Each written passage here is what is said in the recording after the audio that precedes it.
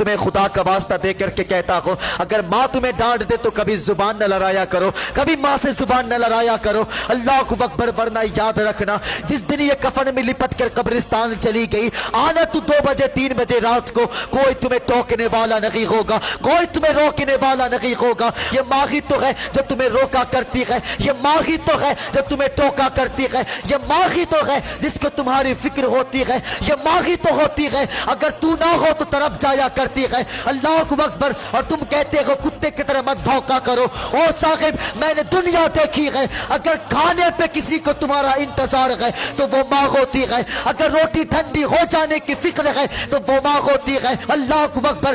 آج تم کہتے ہو کہ کتے کی طرح مت بھونکا کرو، یاد رکھنا میرے بھائی، جس دن یہ کفن میں لپٹ کر قبرستان چلی گئی، آنا تو 2 بجے 3 بجے رات کو، آنا تو 2 بجے 3 بجے رات کو، تیری بیوی تو کمبل میں ہوگی، تیری اولاد تو بستر میں ہوگی، تو روٹی مانگے گا، کہہ دیا جائے گا جاؤ کچن سے لے کر کے کھا لو جی، اٹھنے کا ٹائم نہیں ہے، صبح سے شام تک تھک گئے ہیں۔ لیکن یہ تو ماں ہوتی ہے، اگر تو 3 بجے رات کو آیا ہے تو ماں کہتی ہے بیٹا اب تک کہاں تھا، تیرے انتظار میں روٹی میں نے بھی نہیں کھایا ہے۔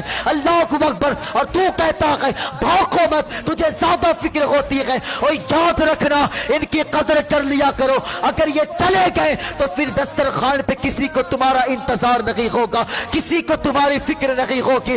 آؤ گے تم 2 بجے 3 بجے رات کو، تمہیں بستر تو نظر آئے گا لیکن سونے والی ماں نہیں ہوگی، کونے میں لاٹھی پڑی ہوگی لیکن پکڑنے والا باپ نہیں ہوگا، تمہیں ٹوٹا چشمہ تو دکھے گا لیکن لگانے والی ماں نہیں ہوگی۔ پھر اٹھانا اپنی ساری دولت اور چلے جانا کسی امیر کے چوکھٹ پہ اور جا کر کے کہنا کہ مجھے وہ آواز لوٹا دو جو 2 بجے رات کو آیا کرتی تھی، مجھے وہ آواز لوٹا دو جو کبھی 3 بجے رات کو آیا کرتی تھی۔